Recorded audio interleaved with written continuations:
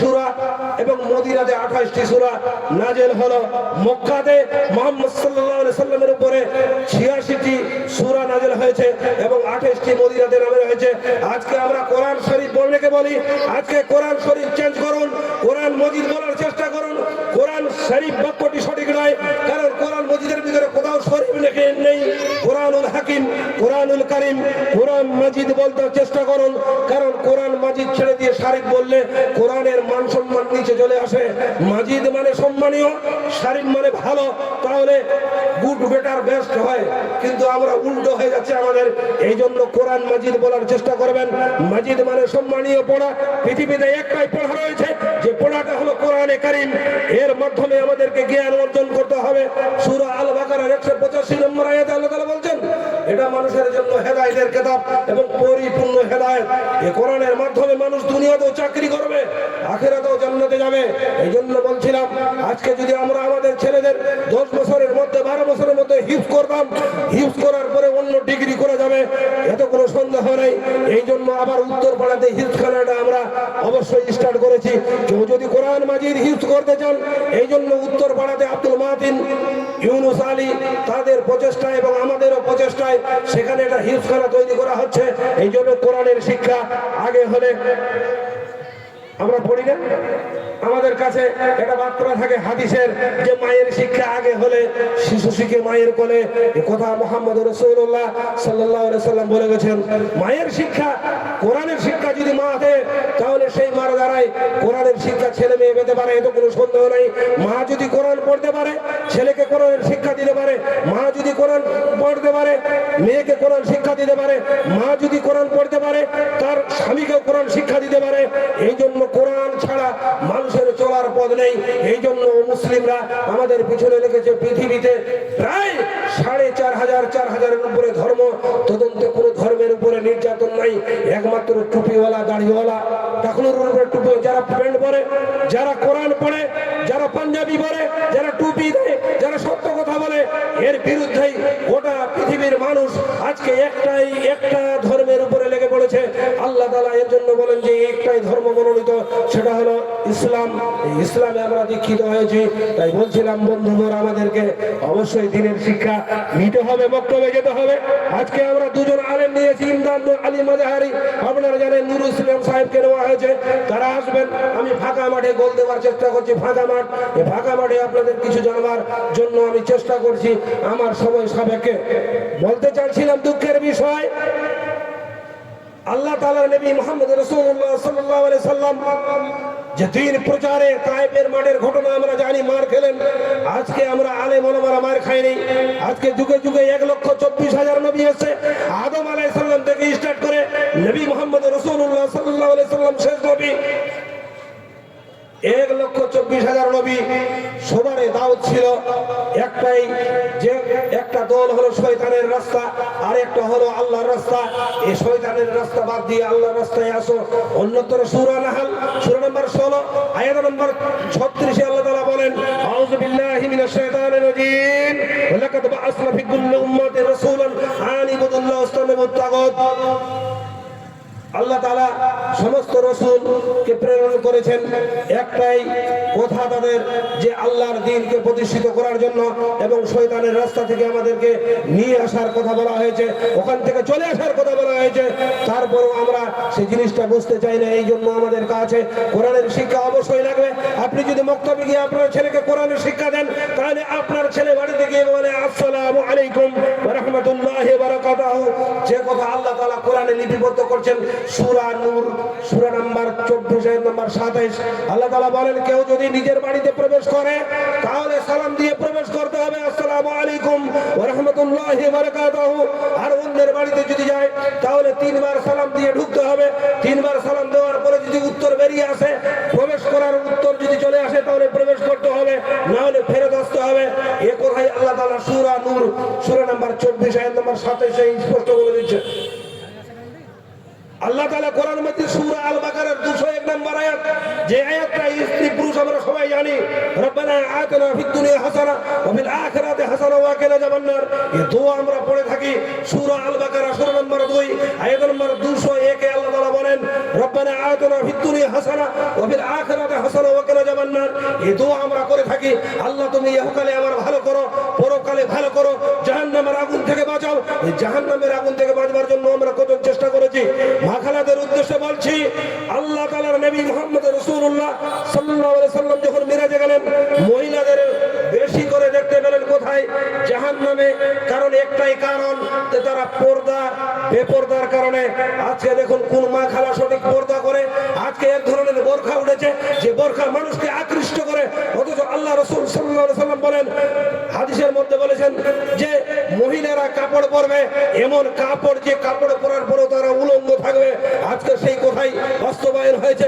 কাপড় পরার পরও আপনার শরীরটা সমস্ত দেখা যাচ্ছে, এ সমস্ত কাপড় মহিলাদের জন্য অবশ্যই হারাম। এ কাপড় আমাদেরকে পরিচয় করতে হবে, পরিত্যাগ করতে হবে। আজকে মা খালারা হাফ হাতা ব্লাউজ পরে সালাত আদায় করে, এটা কতদূর সম্মত হবে? আপনি যখন বলবেন সামি আল্লাহু লিমান হামিদা রব্বানা ওয়া লাকাল হামদ হামদান কাসীরান তাইয়িবান মুবারাকান ফি, তখন আপনার হাতটা উলঙ্গ হবে। অথচ বলা হয়েছে মা খালাদের এখান থেকে ব্লাউজ পরতে হবে।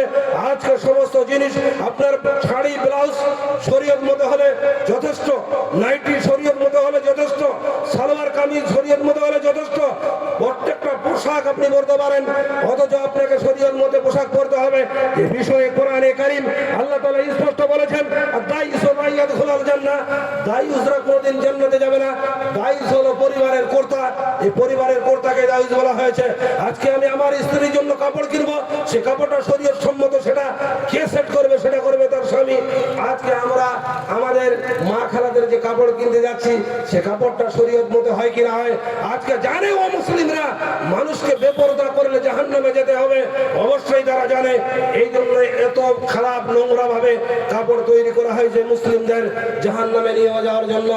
আজকে আমরা সেই দিকে লক্ষ্য করি যে আজকে আমরা যাব কোথায়? আজকে কোরআনের শিক্ষার আমরা দাম দেই না। আজকে ইমাম ভাতা দিয়ে সন্তুষ্ট, কোনো ভাতা নেই। আজকে মনে করেন যে আজকে আলেম ওলামাদের কোনো সম্মান থাকার কথা, যেখানে আল্লাহ তাআলার নবী মুহাম্মদ রাসূলুল্লাহ সাল্লাল্লাহু আলাইহি সাল্লাম মক্কা মদিনার নেতা ছিলেন, শুধু নামাজ পড়াবার জন্য নয়, সমস্ত বিষয়ে যিনি ফয়সালা দিলেন। আজকে গ্রামের বিচার করবে কে? আজকে গ্রামের বিচার করার কথার দরকার ছিল ইমামের, যিনি কোরআন এবং সহিহ সুন্নাহর মাধ্যমে বিচার করবে। তাকে বিচার দায়িত্ব না দেওয়া হলে আজকে নেতারা বিচার করছে যে নেতাদের ভিতরে নামাজ নেই, যে নেতাদের ভিতরে সালাত নেই, যে নেতাদের ভিতরে পবিত্রতা নেই, যে নেতাদের ভিতরে কাপড়টা খুলে নিচে, এদেরকে ডেকে আমরা বিচার নিচ্ছি। এরা কি বিচার করবে? এই জন্য মহানবী সাল্লাল্লাহু আলাইহি সাল্লামের হাদিস রয়েছে, আল্লাহ তাআলা 3 প্রকার নেতাকে ডাকবেন। 3 প্রকার নেতাকে কিয়ামতের দিনে ডাক দিবেন। ডাকার পরে তাকে জিজ্ঞাসা করবেন, তোমাকে নেতা বানা হয়েছিল, তুমি নেতৃত্ব দিয়েছিলে, বলো তো তুমি সঠিক নেতৃত্ব কিভাবে দিয়েছিলে? যে নেতা সঠিক শরীয়ত মতে বিচার করবে, সে নেতা আল্লাহ তাআলার আরশের ছায়ার নিচে প্রথম স্থান অধিকার করবে। বুখারীর হাদিস রয়েছে 1423 নম্বর হাদিস। তারপরে দ্বিতীয় নম্বর ব্যক্তিকে ডাকবেন, সে টাকার লোভে সঠিক বিচার করবে না, টাকার লোভে সে বিচারকে সঠিক বিচারকে বেঠিক করে দিবে, এর থাকার জায়গা জাহান্নাম হবে। তারপরে আর একজন বিচারকে ডাকবে, সে বিচারকের বিচার করার কোনো ক্ষমতা নেই, তাকে আমরা নেতা বানিয়েছি। এই জন্য 3 প্রকার নেতাকে ডাকবে। 2 প্রকার নেতাকে আল্লাহ তাআলা জাহান্নামে নিক্ষেপ করবে, 1 প্রকার নেতাকে জান্নাতে দিবে, যে নেতা সঠিক বিচার করেছে। আজকে দেখুন সঠিক বিচার কে করে? সঠিক বিচার আমাদের ভিতরে হয়েছে কি? আমরা সঠিক বিচার জানি? আমরা জানি না। আমাদের কারণ যে আমরা কোরআন এবং সহিহ সুন্নাহকে আমরা কেন্দ্র করে আমরা চলতে চাই না। আজকে মূল্যায়ন করি কোরআন হাদিসকে। কোরআনের শিক্ষা যদি আমরা নেই, সহিহ সুন্নাহর শিক্ষা যদি নেই, আমাদেরকে অবশ্যই আল্লাহ তাআলা আমাদের ইহকাল এবং পরকালে নাজাতের ওসিলা রয়েছে, জান্নাত জাহান্নাম। আজকে আমরা বুঝি না, অথচ আল্লাহ তাআলা বলেন প্রত্যেকটা জীবের মৃত্যু ঘটবে, এতে কোনো সন্দেহ নেই। আপনার আত্মার মৃত্যু হবে না, আপনার দেহের মৃত্যু ঘটবে। আল্লাহ তাআলা রূহুর জগৎ থেকে মায়ের পেটে নিয়ে আসলেন, মায়ের পেটে থেকে আপনাকে সৃষ্টি জগতে নিয়ে আসলেন, সৃষ্টি জগৎ থেকে আপনাকে কবরে নিয়ে গেলেন, কবর থেকে আখিরাতে তুললেন, জান্নাত না জাহান্নাম ফয়সালা দিলেন। আপনার আত্মা জীবিত, কিন্তু আপনার বডিটা একমাত্র ধ্বংস ধ্বংসের কারণ। এই জন্য রুহুর খাওয়া হলো নেক আমল। আজকে নেক আমল আমরা অবশ্যই জানি না, নেক আমল কাকে বলে, আমলে সালে কাকে বলে এটা আমরা জানি না। আমরা ছোট্ট একটি সূরা পরিবেশন করি, সেই সূরাটা সূরা আসর, 103 নম্বর সূরা।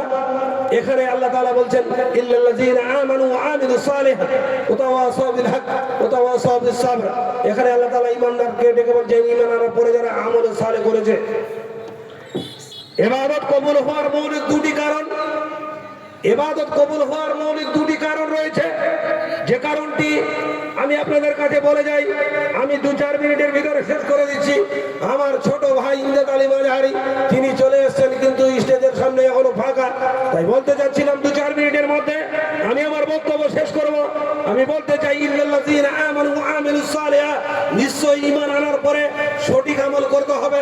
সঠিক আমলটা হলো পদ্ধতি হবে মুহাম্মদ সাল্লাল্লাহু আলাইহি সাল্লামের, আর পদ্ধতিটা হবে মুহাম্মদ সাল্লাল্লাহু আলাইহি সাল্লামের, আর ইবাদতটা হবে আল্লাহর। আল্লাহ তাআলা সূরা বাইয়িনার মধ্যে বলছেন 5 নম্বর আয়াতে, ওমা উমিরু ইল্লা লিয়াবুদুল্লাহ মুখলিসিনা লাহুদ-দীন হুনাফা ওয়া ইউকিমুস সালাতা ওয়া ইউতুজ যাকাতা ওয়া যালিকা দীনুল কাইয়্যিমা। একমাত্র আল্লাহর ইবাদত করতে হবে, নিয়ত সঠিক রাখতে হবে, ইখলাসের সাথে আল্লাহকে ডাকতে হবে, আপদ বিপদে আল্লাহকে ডাকতে হবে, তবেই আমরা অবশ্যই আল্লাহ রাসূলের পদ্ধতি অনুযায়ী ইবাদত করব।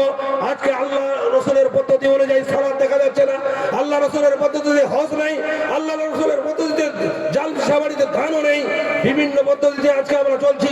এই জন্য বলছিলাম যে আমরা সঠিক আকীদার মানুষ তৈরি হয়ে যাই, কারণ আমরা আল্লাহর কাছে সেদিন যাব, সেদিন যেন আমাদের আমলগুলো স্বচ্ছ হয়, আমলে সালেহ যেন হয়, সঠিক আমল যেন হয়, আমরা যেন আল্লাহর কাছে সঠিক উত্তর দিতে পারি। আমরা জানি কবরে আমাদেরকে 3টি প্রশ্ন জিজ্ঞাসা করা হবে, তোমার আল্লাহকে, তোমার দ্বীন কি, তোমার নবীকে। এই 3টি প্রশ্ন উত্তর দেওয়ার পরে আরেকটি প্রশ্ন জিজ্ঞাসা করা হবে 4 নম্বরে, তুমি এটা জানলে কি করে, এটা তুমি জানলে কি করে। যারা উত্তর দিতে পারবে তাদেরকে 4টি প্রশ্ন করা হবে, আর যারা উত্তর দিতে পারবে না তাদের জন্য 3টাই শেষ। এই জন্য 4টি প্রশ্ন যেন আমরা সম্মুখীন হই, নিয়ত আমরা তৈরি করে নেই। এই জন্য বলছিলাম আমাদেরকে সঠিক নিয়ত তৈরি করে সঠিক আমল করতে হবে। আমাদেরকে সানা পড়ার সময় সঠিক পড়তে হবে, আল্লাহুম্মা বাইদ বাইনি ওয়া বাইনা খাতায়ায়া কামা বা'তা বাইনাল মাশরিকি ওয়াল মাগরিব, আল্লাহুম্মা নাক্কিনি মিনাল খাতায়া কামা ইউনাক্কাস সাবল আবিয়াজ মিনাদ দুনাস, আল্লাহুম্মা ইগসিল খাতায়ায়া বিল মাই ওয়া সালজি ওয়াল বারাদ। আরেকটি সানা রয়েছে সুবহানাকাল্লাহুম্মা ওয়া বিহামদিকা এই দুটাকে সানা বলা হয় আউযু বিল্লাহি মিনাশ শাইতানির রাজিম, বিসমিল্লাহির রহমানির রহিম। তারপরে সূরা ফাতিহা পড়তে হয়। আমাকে হাত দুটো উত্তোলন করার পরে সঠিক পদ্ধতিতে উত্তোলন করে বলতে হবে সামিআল্লাহু লিমান হামিদা রব্বানা ওয়া লাকাল হামদ হামদান কাসীরান তাইয়িবান মুবারাকান ফি।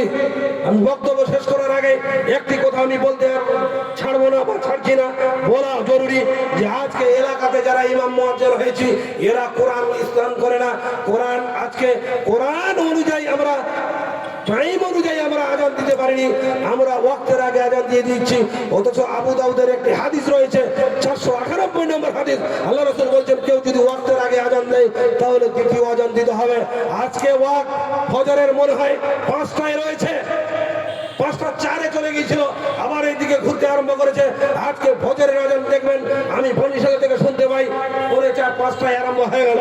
এই জন্য আল্লাহ তাআলা সূরা নিসার 103 নম্বর আয়াতে মুমিনদেরকে বলছে তোমরা সঠিক সময় সালাত আদায় করবে।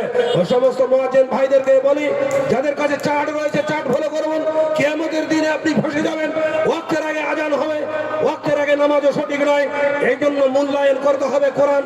ফজরের আজানের ওয়াক্ত আল্লাহ তাআলা কোরআনের মধ্যে লিপিবদ্ধ করেছেন সূরা আল বাকারা সূরা নম্বর 2 আয়াত নম্বর 187-তে আল্লাহ তাআলা স্পষ্ট তার বিবরণ দিয়ে দিয়েছেন। এই জন্য কোরআন শিক্ষার জন্য এই মক্তবকে দাঁড়াবার জন্য গাজীপাড়া যারা পূর্ব টলিতে রয়েছেন, পশ্চিম টলিতে রয়েছেন, দুটো মক্তব চলে, দুটো মক্তব যেন আল্লাহ কবুল করে আর দুটো মক্তবই যেন চলে। আমি এলাকাবাসীর জন্য দোয়া করি আল্লাহ এলাকার ভিতরে বিভ্রান্ত যেটা চলছে সে বিভ্রান্ত গিলা তুমি মুছে দিয়ে তুমি সঠিক আকীদার মানুষ করে ইহকাল এবং পরকালকে ভয় করে তারা যেন সঠিক আমল করে এবং আমলে সালে করে তারা যেন জান্নাতে যেতে পারে। এই দোয়া করি আমরা বলি আল্লাহুম্মা আমিন। পরিশেষে দোয়া করি রব্বানা আতিনা ফিদ দুনিয়া হাসানা ওয়া ফিল আখিরাতি হাসানা ওয়া কিনা আযাবান নার। রব্বানা যালামনা আনফুসানা وإن لم تغفر لنا وترحمنا لنكونن من الخاسرين ربنا لا تزغ قلوبنا بعد إذ هديتنا هب لنا من لدنك رحمة إنك أنت الوهاب এই সংক্ষিপ্ত কথা আরেকটি দোয়া করি আপনারা এই বাক্যটি সবাই বলুন রব্বির হামহুমা কামা রাব্বায়ানি সগীরা সূরা বানি ইসরাঈলের 24 নম্বর আয়াত রব্বির হামহুমা কামা রাব্বায়ানি সগীরা রব্বানা ইগফিরলি ওয়া লিওয়ালিদাইয়া ওয়া লিল মুমিনিনা ইয়াওমা ইয়াকুমুল হিসাব আসসালামু আলাইকুম ওয়া রাহমাতুল্লাহি ওয়া বারাকাতুহু।